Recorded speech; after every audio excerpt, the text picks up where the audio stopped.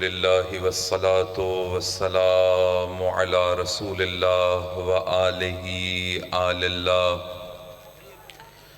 لا سیما علی بقیت اللہ روحی وارواح العالمین لتراب مقدمہ الفدا واللعنة الدائمة على آدائهم أعداء الله من يوم عداوتهم إلى يوم لقاء الله أما بعد قال الله تبارك وتعالى في محكم كتابه ومتقن خطابه أعوذ بالله من الشيطان الرجيم قل لا أسألكم عليه أجرا إلا المودة في القربى صدق اللہ العلی العظیم۔ ایک بلند صلوات پڑھ لیجئے محمد و آل محمد پر۔ تمام مومنین کی سلامتی کے لیے، بیماروں کی شفا یابی کے لیے، بے گناہ قید و بند میں جو مومنین اسیر ہیں ان کی رہائی کے لیے، آپ کی حوائج شریعہ کی برابری کے لیے، بالاخص زمانے کے امام کی سلامتی اور حضرت کے ظہور میں تعجیل کے لیے ایک بلند صلوات پڑھیے محمد و آل محمد پر۔ وہ عناصر جو اسلام اور اہل اسلام کے خلاف، پیروان اہل بیت و مکتب اہل بیت کے خلاف تخریب کاری میں سرگرم عمل ہیں، ان کی نیست و نابودی کے لیے ایک بلند صلوات پڑھیے گا محمد و آل محمد پر۔ وعجل فرجہم، بارگاہ خداوند میں شکر گزار ہیں اس عنایت پر کہ اس نے ہمیں اس زندگی میں ایک مرتبہ پھر فرش عزا کی توفیق نصیب فرمائی ہے۔ عزیزو، یہ فرش دکھنے میں تو فرش ہے، حقیقت میں عرش کا ٹکڑا ہے۔ نبی اپنے اصحاب سے فرماتے ہیں کہ بتاؤ کیا تم جنت کے باغات میں جاتے ہو؟ اب جس طرح ہم جانتے ہیں کہ مریں گے تو جنت چلے جائیں گے، اصحاب نبی کے ذہن میں بھی یہی تصور تھا۔ کہا یا نبی اللہ بتائیے وما روضۃ الجنہ، یہاں کہاں جنت کے باغات ہیں؟ نبی نے فرمایا مجالس المومنین، مومنوں کی مجلسیں جنت کے باغات ہیں۔ کیوں؟ چونکہ جب بھی ایمان والے مل کے بیٹھتے ہیں تذکرہ کل ایمان چھڑ جاتا ہے، اور جہاں ذکر کل ایمان جاری ہو جائے گرچہ وہ فرش ہو عرش کا ٹکڑا دکھائی دیتا ہے۔ خدا آپ کو سلامت رکھے۔ بس عزیزو، میں مختصر وقت لوں گا، آپ کا زیادہ زحمت دینے کا ارادہ نہیں رکھتا۔ آج چونکہ شان رسالت سے مسلسل جب سے میں سن رہا ہوں بات یہیں سے شروع ہو رہی ہے، ذاکرین اعظام یہیں سے اپنے مضمون کا آغاز کر رہے ہیں، تو میں طالب علم بھی ایک روایت آپ کی خدمت میں پیش کر دیتا ہوں۔ ہمارے بس میں نہیں ہے کہ شان مصطفیٰ بیان کریں، بھلا کیسے بس میں ہوگا کہ نبی فرماتے ہیں مجھے علی اور خدا کے سوا کسی نے پہچانا ہی نہیں۔ بھئی ہماری اوقات اتنی ہے کہ ہم شان عرق مصطفیٰ بیان کریں۔ عرق کہتے ہیں حضور پسینے کو عربی میں، شان عرق مصطفیٰ بیان کریں، اور یہیں سے ہم شان مرتضیٰ کی جانب بڑھیں گے۔ اور چونکہ ایام فاطمیہ کا آغاز ہو چکا ہے لہٰذا شان فاطمہ زہرا پہ میری آج کی گفتگو تمام ہو جائے گی۔ خداوند متعال نے اس نور اول کو خلق کیا جسے محمد مصطفیٰ کہتے ہیں صلی اللہ علیہ وآلہ۔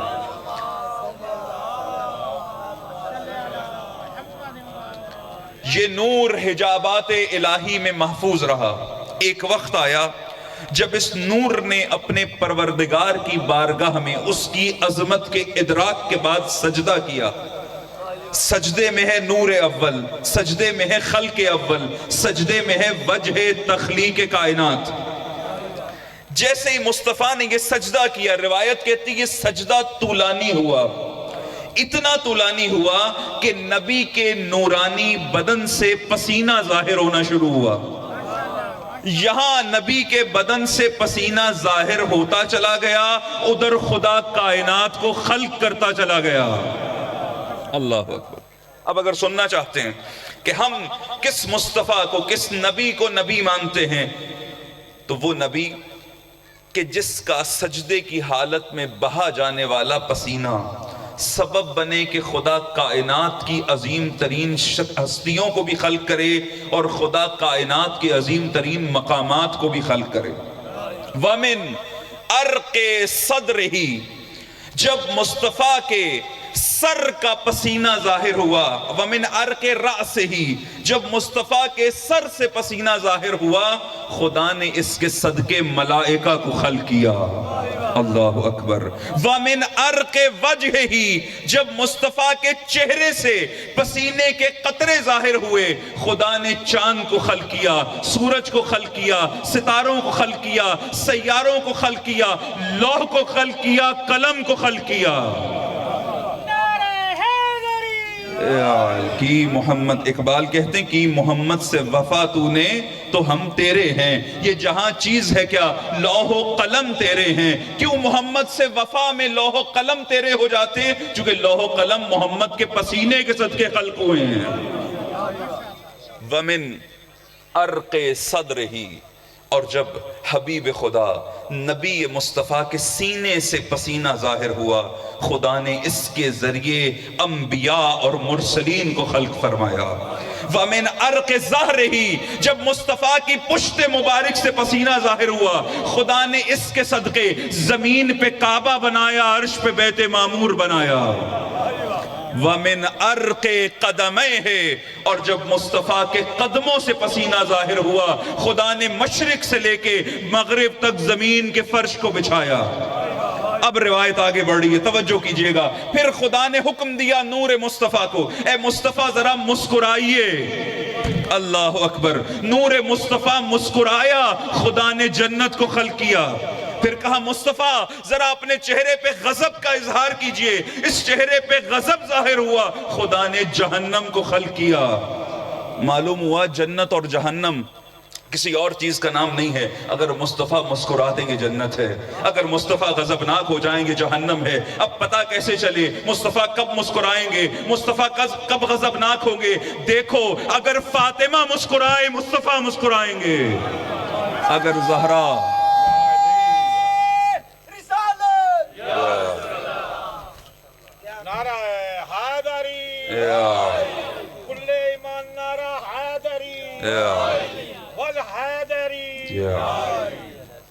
اگر زہرا غضبناک ہو جائیں، مصطفیٰ غضب، ان اللہ یغضب لغضب فاطمہ ویرضا لرضاها، نبی فرماتے خدا غضبناک ہوتا ہے جب فاطمہ زہرا غضبناک ہوتی ہیں، خدا راضی ہو جاتا ہے جب فاطمہ زہرا راضی ہو جاتی ہیں۔ یہ شان عرق مصطفیٰ ہے حضور، جس نبی کے پسینے کی یہ شان ہے، اس کی عظمت کو، اس کی شان اور مقام کو ہم کیسے بیان کریں گے؟ بس تسلیم ہو جائیے اس کے سامنے، قبول کر لیجئے۔ جس نبی کے بارے میں علی کہیں کہ میں اس کے ادنا غلاموں میں سے ایک غلام ہوں، اس آقا کا کیا مقام ہے، اس آقا کا کیا مرتبہ ہے۔ دیکھیے اب آپ نے شان رسالت اتنے خوبصورت انداز سے سنی ہے، میں ایک جملہ اور آگے بڑھا دوں۔ لیکن دنیا میں لوگ اس طرح سے کرتے ہیں کہ اگر کسی کے پاس دیکھیں نا کوئی دنیاوی مقام، مرتبہ، درجہ ہے نا، تو اس سے فوراً اپنا ریلیشن، تعلق برقرار کرتے ہیں۔ ایسا ہے نا، کچھ اور نہ ملے تو ایک سیلفی لے آتے ہیں، وہ بھی مسکرا رہا ہے، ہم بھی مسکرا رہے ہیں، سیلفی لا کے دوسروں کو دکھاتے ہیں بھئی یہ ہماری وجہ سے ہی مسکرا رہا ہے، وہ وجہ اس کی کوئی اور تھی بھائی، کہ تعلق بن جائے نا، بھئی وہ بڑا آدمی ہے، اس بڑے آدمی سے قرب اگر ہمارا ہوگا تو ہمارا مقام بھی۔ اچھا یہ بڑی چھوٹی سوچ ہے، چونکہ دنیا میں جس کے پاس مقام ہے آج ہے کل نہیں ہوگا، آج ہے بھائی کل نہیں ہوگا، اس کے قریب ہو بھی گئے تو کیا ملے گا؟ کچھ بھی نہیں ملے گا۔ خوب اصلی قرب وہ ہے کہ انسان اس کے قریب ہو جائے جس کا اقتدار ہمیشہ سے ہے، ہمیشہ تک رہے گا۔ لہٰذا ہر عبادت کی نیت کیا ہے حضور؟ قربتاً اللہ، ہم ایک قرب چاہتے ہیں اور اسی قرب پہ ناز کرتے ہیں کہ ہمیں خدا کا قرب نصیب ہو جائے۔ ارے اسی لیے تو ہم علی علی کرتے ہیں کہ علی سے زیادہ خدا کے کوئی قریب ہے نہیں۔ ہاں، قرب خدا وہ مقام ہے، قرب خدا وہ منزل ہے جو میرا اور آپ کا مقصد ہے۔ یہ قرب اگر نصیب ہو گیا تو اس کا مطلب ہے کہ ہر قرب مل گیا، ہر منزل مل گئی، ہر مقام مل گیا۔ خوب جب خدا نے اپنے حبیب کی شان بیان کی نا تو بتایا کہ میرا حبیب میرے کتنا قریب ہے، کب پاک ہے وہ ذات جو اپنے بندے کو راتوں رات لے گئی من المسجد الحرام الی المسجد الاقصی. پھر وادیاں طے کرتے گئے نبی. پہلا آسمان آیا, دوسرا آسمان آیا, تیسرا آسمان آیا, چوتھا آسمان آیا, بیت معمور آیا. ایک منزل ایسی آئی کہ جہاں جبریل رک گئے. اگر میں ایک قدم بھی آگے بڑھا پر جل جائیں گے. جہاں جبریل رک گئے وہاں مصطفیٰ اپنی نالین مبارک کے ساتھ آگے بڑھتے چلے گئے. اور پھر وہ منزل آئی کہ خدا نے پکار کے کہا ثم دنا فتدلی فکان قاب قوسین او ادنا. ہم نے اپنے نبی کو اپنے قریب کیا اور قریب کیا, 2 کمانوں کا فاصلہ رہ گیا. اگر بات یہاں رک جاتی تو پتہ لگ جاتا کہ خدا میں اور حبیب خدا میں 2 کمانوں کا فاصلہ ہے. ایسا ہی ہے نا جی. لیکن آیت یہاں رکی نہیں, آگے بڑھی. کانا کعبہ قوسین او ادنا, 2 کمانوں کا فاصلہ, بلکہ اس سے بھی کم. معلوم ہوا جتنا مصطفیٰ خدا کے قریب ہے کوئی اور نہیں ہے. پھر آیت آگے بڑھی کا اس کے بعد پروردگار نے اپنے بندے پر وحی کی. جو وحی کی یہ نہیں بتایا کیا وحی کی. اب یہ کس سے پوچھیں؟ یہ کون جانتا ہے کہ مصطفیٰ پہ خدا نے کیا وحی کی؟ یا خدا جانتا ہے, یا مصطفیٰ جانتے ہیں, یا وہ جانتا ہے جس کے لہجے میں خدا کلام کرتا رہا. ایک صلوات پڑھیے بلند محمد و آل محمد.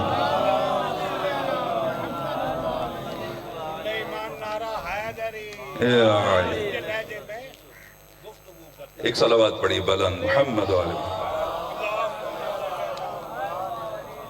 تھوڑا سا بہتر صلوات پڑھ لیجئے, کچھ چند جملے اور عرض کر دوں آپ کی خدمت. اللہم صلی علی.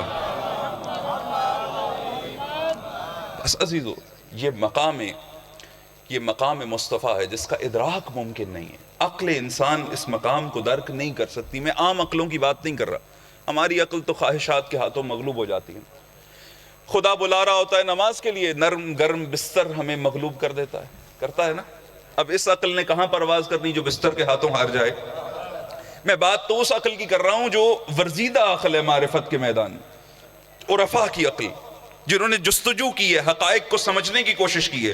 جب حقیقت محمدی کے سامنے آئے یہ کہہ کے جھک گئے کہ اس کی معرفت سے ہم عاجز ہیں. یہی حقیقت مرتضیٰ ہے, یہی حقیقت فاطمہ زہرا.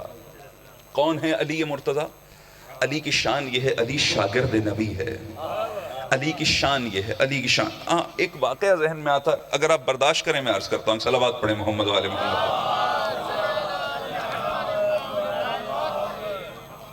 برداشت اس لیے کیا کہ FIR ہوتی ہے بعض مسائل پہ, ہوتی ہے نا, آپ پر نہیں ہوگی, آپ اطمینان سے سنیے. تاریخ میں ایک خاتون ہے جس کا نام ہے ہورا یا ہرا. اچھا, اب یہ کون ہے اس کا پورا تعارف عرض نہیں کروں گا. اگر پورا تعارف عرض کیا تو اصل بات کھٹائی میں پڑ جائے گی, لہٰذا پورا تعارف کسی اور وقت کے لیے چھوڑ دیتے ہیں. حجاج ابن یوسف کو لعین کو کسی نے شکایت کی کہ یہ ہرا علی کے فضائل بہت پڑھتی ہے اور علی کو صحابہ سے افضل سمجھتی ہے. کتنی بڑی شکایت تھی. اس شکایت کی سزا جانتے ہیں کیا ہے؟ سر تن سے جدا. کہ علی کے فضائل پڑھنا اور اتنے فضائل پڑھنا کہ علی کو دوسروں سے افضل جاننا. حجاج نے اس کو دربار میں بلا لیا, کہا تیری شکایت آئی ہے, تو علی کے فضائل پڑھتی ہے, علی کو صحابہ سے افضل مانتی ہے. کہنے لگی حجاج جس نے میرے بارے میں تجھ سے یہ کہا ہے اس نے جھوٹ کہا ہے. توجہ ہے جی. کہ جس نے میرے بارے میں تجھے یہ کہا ہے اس نے جھوٹ کہا ہے. میں علی کو صحابہ سے افضل نہیں مانتی, میں علی کو ختمی مرتبت کے علاوہ تمام انبیاء سے افضل مانتی ہوں. بڑی توجہ کیجئے. بس یہ سننا تھا. حجاج کا رنگ تبدیل ہو گیا, کہنے لگا اگر تو نے اپنی بات کی دلیل نہ دی تیرا سر تن سے جدا کر دوں گا. بس علی والو یہ قصیدہ ہے, ادھر ہرا دلائل دیتی جا رہی ہے, ادھر حجاج کا سر جھکتا چلا جا رہا ہے. کہ تو نے کہا انبیاء سے افضل ہے, علی کو اتنا بلند کر دیا, اتنا غلو کیا, بتا کیسے افضل ہے. کہ اب میں قرآن کی آیتیں پڑھتی ہوں, حجاج تو مجھے جواب دیتے چلے جانا. کہ قرآن نے حضرت آدم علیہ السلام سے متعلق, آدم معصوم ہیں, آدم نبی ہیں, ہاں خدا کے برجستہ بندے ہیں. حضرت آدم کو خدا نے جنت میں رکھا, کہا اس شجر کے قریب نہیں جانا. فلا تقرب هذه الشجرة فتكون من الظالمین, اگر اس شجر کے قریب گئے تو ظالمین میں سے ہو جائیں گے. کہ بتاؤ کیا حضرت آدم نے اس شجر ممنوعہ سے تناول کیا یا نہیں کیا؟ کہ قرآن کہتا ہے تناول کیا. وہ جس شیطان کے بہکاوے میں آئے، اماں نے بہکا دیا، لیکن کسی طرح بہرحال اس شجر سے تناول کیا اور ترک اولا انجام پایا، اور خداوند متعال کا فرمان آیا اہبتو، اے آدم اب حبوط کیجئے، اتر جائیے، اب آپ کو جنت سے دنیا میں بھیجا جا رہا ہے۔ کہ حضرت آدم نے خدا کے حکم کے باوجود شجرہ ممنوعہ تناول کیا۔ حجاج مجھے یہ بتا، کیا کوئی ایسا موقع تو نے دیکھا کہ خدا نے حکم نازل کیا ہو علی نے عمل نہ کیا ہو؟ کوئی ایک حکم دکھا دے جس کی مخالفت کرتے ہوئے علی نظر آئے ہوں؟ خاموش ہو گیا۔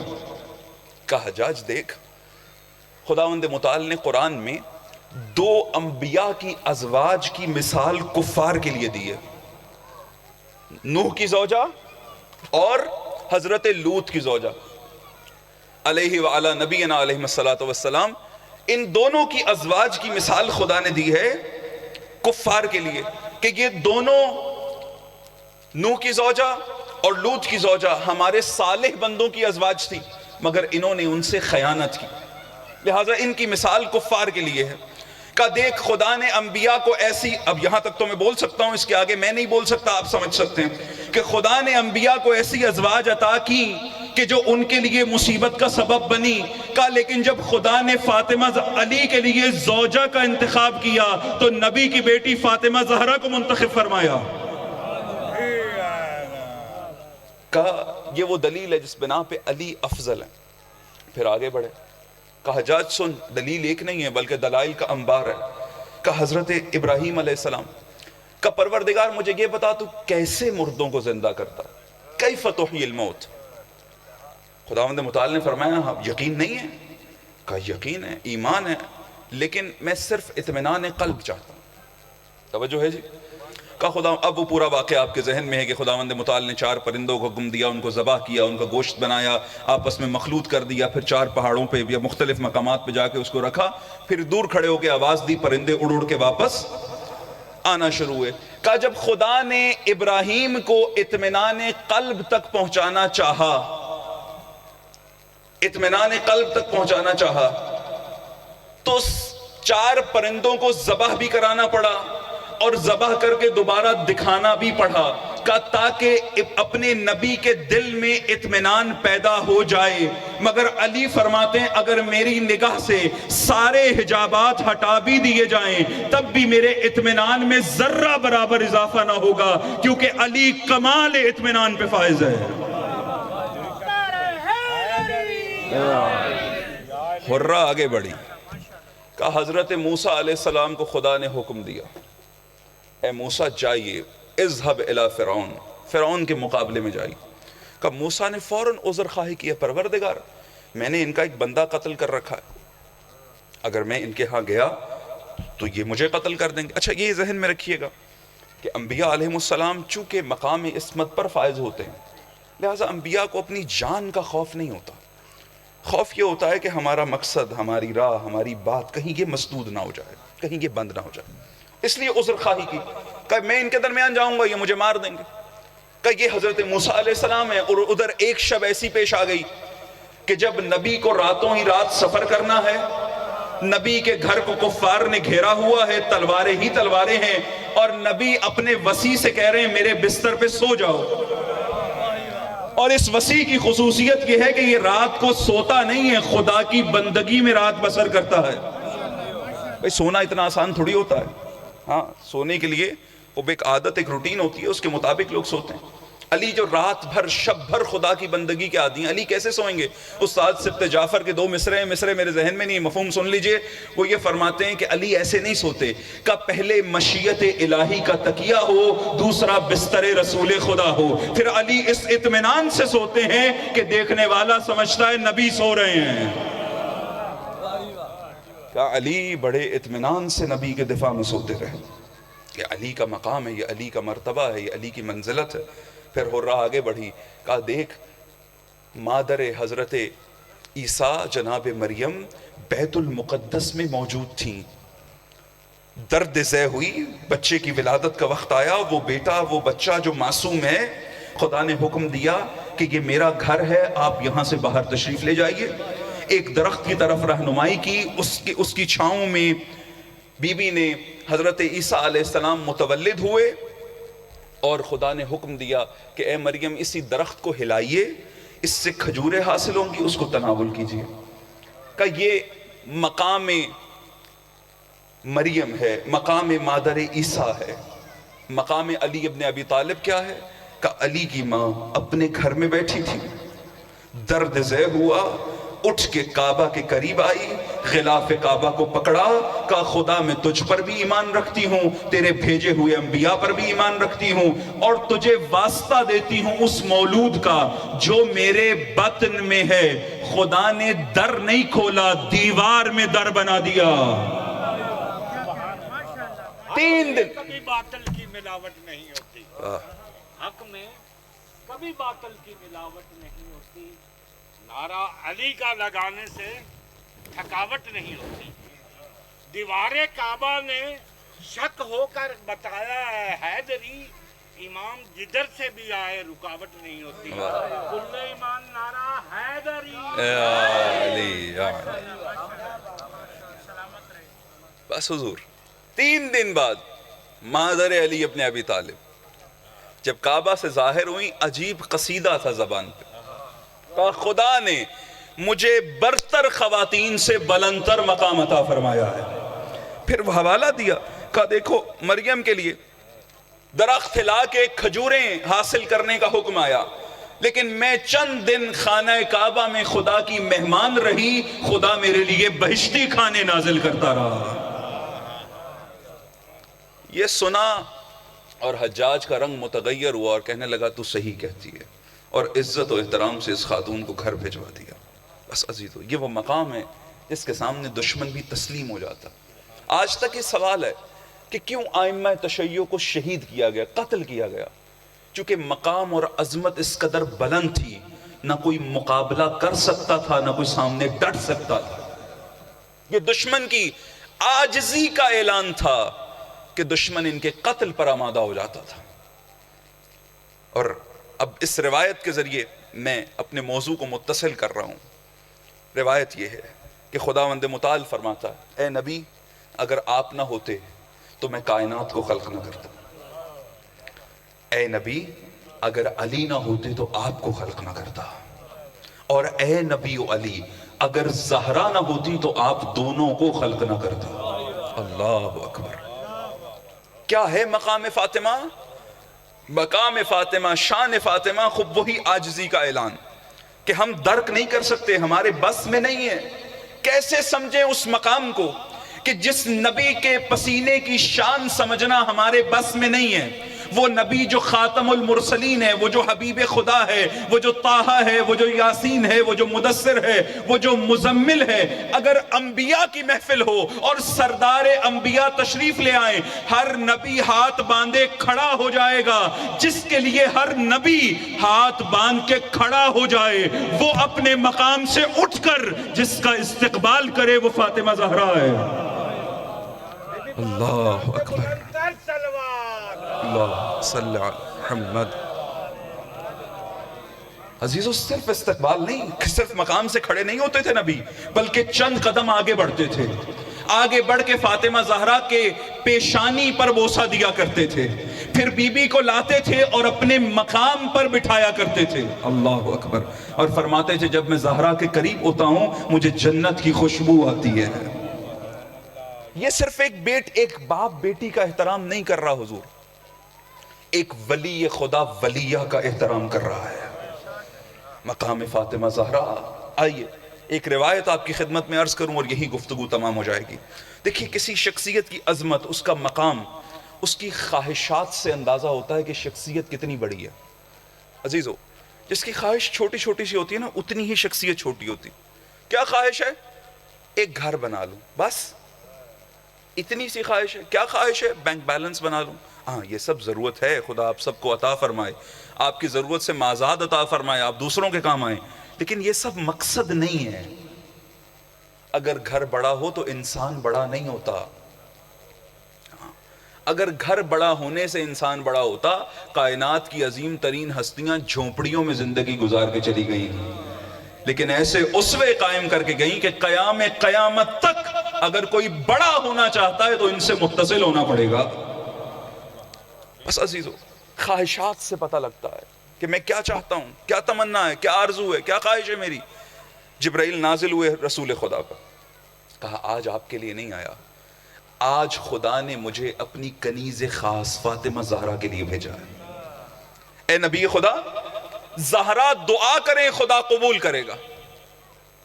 میں عرض کیا کرتا ہوں اس موقع پہ ہمیں سب کو الادین کا چراغ چاہیے نا حضور, چاہیے یا نہیں چاہیے؟ کیا ہوتا ہے الادین کے چراغ سے؟ چراغ رگڑو جن نکل آتا ہے. جن کیا کہتا ہے؟ کوئی 3 خواہشیں, ایسا ہی ہے نا جی. اب وہ میں توجہ کے لیے صرف عرض کر رہا ہوں آپ کی خدمت میں. ایک شخص نے چراغ رگڑا, جن حاضر ہوا تو اس نے کہا آقا 3 خواہشیں. کہنے لگا کہ ایک بڑا سا مکان ہو. جن نے بڑا سا مکان حاضر کر دیا. کہا اس میں بڑی امیر کبیر فیملی رہتی ہو, اس نے وہ بھی انتظام کر دیا, اہل خانہ امیر اس کے اندر آباد ہو گئے. کہا اب مجھے اس گھر کا چوکیدار لگوا دو. ہاں الادین کا چراغ نہ طلب کریں, جب یہ موقع مل جائے تو پھر طلب کی معرفت بھی انسان کے اندر ہونی چاہیے.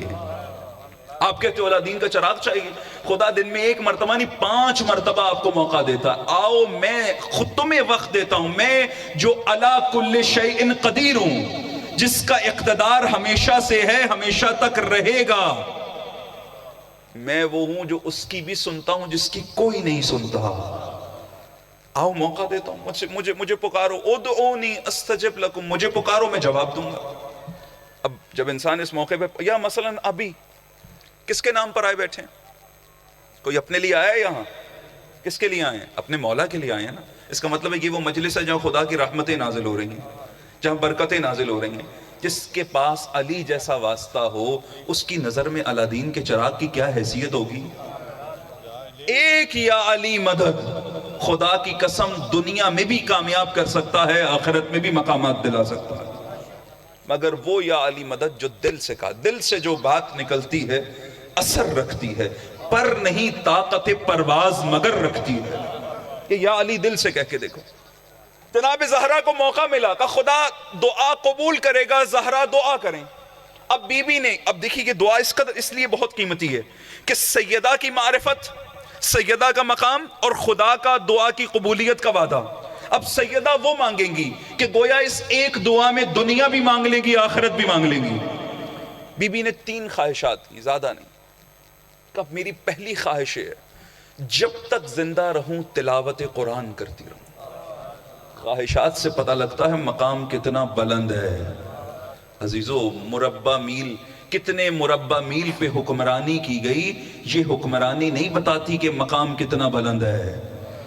تمنائیں اور خواہشات بتاتی ہیں کہ شخصیت کتنی بلند تھی. خدا سے سب کچھ طلب کر سکتی تھی سیدہ, لیکن فرمایا جب تک زندہ رہوں تلاوت قرآن. ایک ہوتا ہے قرآن پڑھنا, ایک ہے تلاوت قرآن, دونوں میں فرق ہوتا. قرآن پڑھنے کو عربی میں کہتے ہیں قراءت قرآن. تلاوت قرآن کا مطلب یہ ہوتا ہے کہ قرآن جو کہہ رہا ہے اس کے مطابق چلنا. سیدہ یہ نہیں کہہ رہی کہ میں صرف قرآن پڑھتی رہوں, کہ زندگی بھر جب تک زندہ رہوں قرآن کی تلاوت کرتی رہوں. یعنی سیدہ جب گھر میں بچوں کے کپڑے دھو رہی ہیں تلاوت قرآن کر رہی ہیں, جب مصلی پہ بندگی کر رہی ہیں تلاوت قرآن کر رہی ہیں, جب کسی کے سلام کا جواب دے رہی ہیں تلاوت قرآن کر رہی ہیں, اور جب منہ موڑ کے کسی کے سلام کا جواب نہیں دے رہی تو تلاوت قرآن کر رہی ہیں. سیدہ جانتی ہے کس کے سلام کا جواب دینا ہے, کس کے سلام کا جواب نہیں دینا, کس سے بات کرنی ہے, کس سے بات نہیں کرنی. تلاوت قرآن کرتی رہوں یعنی زندگی قرآن کے مطابق بسر کرتی رہوں. دوسری خواہش جب تک زندہ رہوں چہرہ رسول کی زیارت کرتی رہوں. صرف بیٹی خواہش نہیں کر رہی باپ کے چہرے کی زیارت کرتی رہوں, بلکہ فاطمہ زہرا خواہش کر رہی ہیں, بتا رہی ہیں کہ اگر زندگی میں کسی کے چہرے کے دیدار کی خواہش تمہارے دل میں ہو تو وہ زمانے کا امام ہو. عزیزو وہ کوئی اور نہ ہو, وہ تمہارے زمانے کا ولی ہو, وہ تمہارے زمانے کا وارث ہو, وہ حجت خدا ہو. اس کو دیکھو اور خود کو بناؤ. علی کو دیکھو خود کو بناؤ. علی نہیں بنو گے تمہارے وجود میں خوشبو علی آ جائے گی. اور سیدہ نے آخری دعا کی, ہم خدایا موقع مل جائے, خدایا ہماری خواہش ہے ہمیں یہ بھی دے دے، ہمیں یہ بھی دے دے، ہمیں یہ جب خدا سب کچھ دے دیتا ہے نا تب بھی ہم راضی نہیں ہوتے. ایسا ہے یا نہیں ہے؟ ابھی دیکھیے نا کتنی نعمتیں ہیں خدا کی ہمارے گھر. اگر یہ آکسیجن بند ہو جائے، صرف یہ آکسیجن ہوا سے کم ہو جائے. ابھی لاہور دیکھیں نا، ہمیں کسی جگہ پہ تو نمبر 1 رہنا ہے نا، تو کسی اچھی چیز میں نہیں رہ سکے، پولیوشن میں نمبر 1 ہے. یہ فضا آلودہ فضا ہے. خوب کیا حالات ہو رہے ہیں اس وقت بیماری کی وجہ سے اور باقی مسائل. پچھلے سالوں میں بھی آپ نے دیکھے، اب بھی آپ دیکھ رہے ہیں. خوب کس بنا پر؟ ہوا آلودہ. ایک نعمت چھن گئی. کتنی نعمتیں جو خدا نے عطا کی. ایک شخص آیا معصوم کے پاس، کہنے لگا میں غریب ہوں. معصوم نے کہا نہیں تو امیر ہے. کہنے لگا نہیں میں غریب ہوں. یہ کہہ رہا تھا میں غریب ہوں، معصوم کہہ رہے تھے تو کیوں؟ چونکہ یہ اپنی جیب دیکھ رہا تھا، معصوم اس کا دل دیکھ رہے تھے. کہا دیکھ تیرے دل میں ہماری محبت ہے یا نہیں ہے؟ کہا اگر یہ محبت ہے تو اس سے بڑھ کر بھی کوئی امارت ہے؟ بس عزیز سیدہ کیا خواہش کر رہی ہیں؟ کہ تلاوت قرآن کرتی رہوں، چہرہ رسول کی زیارت کرتے رہوں. آخری خواہش کہ خدایا مجھے توفیق دے میں تیری راہ میں انفاق کرتی رہوں، تیری راہ میں خرچ کرتی رہوں. اور خدا نے یہ دعا قبول کر لی. سیدہ کے پاس جو کچھ تھا سیدہ نے خدا کی بارگاہ میں پیش کر دیا اور عجیب انداز میں پیش کیا. کہیں اپنے لخت جگر حسن کے جگر کے ٹکڑے پیش کیے، کہیں حسین کے بدن کے ٹکڑے پیش کیے، کہیں زینب کی ردا پیش کی، کہیں سکینہ کے تماچے پیش کیے. بس عزیزو چند جملے سنو. آپ کی آنکھیں اشک عزا سے وضو کریں گی، یہ عبادت قبول ہوگی، زحمت تمام ہو جائے گی. ایام فاطمیہ کا آغاز ہے. میں 10 قصہ عرض کروں گا آپ کی خدمت میں. یہ 2 مہینے جمادی الاول اور جمادی الثانی، بی بی کی شہادت بھی انہی میں ہے، بی بی کی ولادت بھی انہی ماہ میں ہے. ان دونوں مہینوں کو فاطمی مہینوں کے طور پر مناؤ اور اپنے گھروں میں سیرت فاطمہ زہرا کو زندہ کرو. انفاق فاطمہ کو یاد کرو. کیا ہے انفاق فاطمہ زہرا؟ میدان محشر میں جب فاطمہ زہرا تشریف لائیں گی نا تو خدا عظمت فاطمہ لوگوں پر عیاں کرے گا، اہل محشر کو دکھائے گا کہ میری یہ کنیز خاص کس قدر بلند مقام رکھتی ہے. اور سیدہ کو حکم دے گا اے فاطمہ زہرا ان اہل محشر میں سے آپ ان لوگوں کی شفاعت کیجئے، ان لوگوں کو چن لیجئے جو آپ کے چاہنے والے ہیں. سیدہ ان لوگوں کو چن لیں گی جو فاطمہ زہرا کے چاہنے والے ہیں، بی بی کے غمخوار ہیں، بی بی کے فرزند کے غم میں رونے والے ہیں. اور اس کے بعد خدا عظمت فاطمہ کو اور عیاں فرمائے گا اور یہ کہے گا بی بی اب انہیں بھی چن لیجئے کہ جو آپ کے ماننے والوں کے ساتھ کوئی نیکی کرنے والے ہیں. سیدہ انہیں بھی جدا کر لے گی. لیکن عزیزو فاطمہ زہرا میدان محشر میں تنہا نہیں آئے گی، بلکہ شاید ایک 4 سالہ بچی کی انگلی پکڑے ہوئے آئے گی. کیوں عزیزو؟ چونکہ دادی اور پوتی میں بڑی مماثلت ہے، بڑی مشابہت ہے. دادی اور پوتی کے درمیان یہ مماثلت اس طرح سے قائم ہوئی کہ 4 برس کی عمر میں پوتی کے بال سفید ہو گئے تھے، 18 برس کی عمر میں دادی کے بال سفید ہو گئے تھے. 4 برس کی عمر میں پوتی کی کمر جھک گئی تھی، 18 برس کی عمر میں دادی کی کمر جھک گئی تھی. 4 برس کی عمر میں سکینہ کے چہرے پر تماچوں کے نشان تھے، 18 برس کی عمر میں فاطمہ زہرا کے چہرے پر اجرکم ربکم، فاطمہ زہرا کے چہرے پر تماچے کا نشان تھا. میں پوری روایت نہیں پڑھ سکتا، صرف اشارہ کروں گا. کتاب کا نام ہے بیت الاحزان، لکھنے والے ہیں شیخ عباس قمی صاحب مفاتیح الجنان. انہوں نے ایک خط تحریر کیا ہے اس کتاب میں. اس خط میں اس ظالم نے وہ احوال لکھا ہے کہ جو اس نے در فاطمہ زہرا پہ کیا تھا. کہ میں فاطمہ زہرا کے دروازے پر گیا جس در پہ نبی سلام کیا کرتے تھے. کہ میں نے گستاخی سے کہا علی کو باہر نکالو. کہ زہرا دروازے پر آ گئی. میں نے بڑی طاقت سے اس دروازے کو کھولنا چاہا کہ دروازہ نہیں کھلا. میرے قریب ایک شخص کھڑا تھا، اس کی کمر بند میں تازیانہ تھا. کہ میں نے تازیانہ نکالا، فضا میں لہرا کے فاطمہ زہرا کے دست مبارک پر مارا. بی بی کی فریاد بلند ہوئی، یا ابتا، اے میرے بابا دیکھیے مجھ پہ کیا ظلم ہوتا ہے. کہا میرے قدم پیچھے ہٹے، میں پیچھے ہٹ گیا، بی بی کی فریاد مجھ سے برداشت نہیں ہوئی، کہا پھر میری آنکھوں پہ بغض علی کا پردہ پڑ گیا، کہا مجھے نظر نہیں آیا میں کیا کر رہا ہوں، میں نے پھر در فاطمہ زہرا پہ حملہ کیا، دروازے کو اتنی زور سے دھکیلا کہ دروازے کی میخ سیدہ کے پہلو میں پیوست ہوئی، پکار کے کہا فضہ مجھے تھامیوں، میرا محسن مارا گیا، کہا میں نے دیکھا فاطمہ زہرا کی پکڑ دروازے پہ کمزور ہو چکی ہے، کہا میں نے دروازے کو دھکا دیا، میں گھر میں داخل ہوا، میری نگاہیں علی و فاطمہ کے بیت الشرف میں علی کو ڈھونڈنے لگی، کہا اتنے میں نے دیکھا زہرا جن کے پہلو سے خون جاری تھا دیوار کا سہارا لیا، زہرا میرے سامنے پھر کھڑی ہو گئی، کہا میں نے وہ ظلم کیا کہ قبر میں رسول خدا کو رلا دیا، وہ ظلم کیا کہ قبر میں خدیجۃ الکبریٰ کو تڑپا دیا، جناب خدیجہ کی وصیت تھی یا نبی اللہ میرے بعد میری بچی فاطمہ کا خیال رکھیے گا، میری بیٹی کو کوئی مارے نہیں، یا نبی اللہ خیال رکھیے گا میری بچی کے کوئی منہ پر تماچا نہ مارے۔ یہ لعین کہتا ہے جب فاطمہ پھر میرے سامنے کھڑی ہوئی میرا ہاتھ اٹھا، جب یہ ہاتھ لوٹا تو بنت پیغمبر کا چہرہ سیدہ کھڑی نہ رہ سکی، زمین پر گر اللہ لعنت اللہ علی الظالمین سیعلم الذین ظلموا ای منقلب ینقلب۔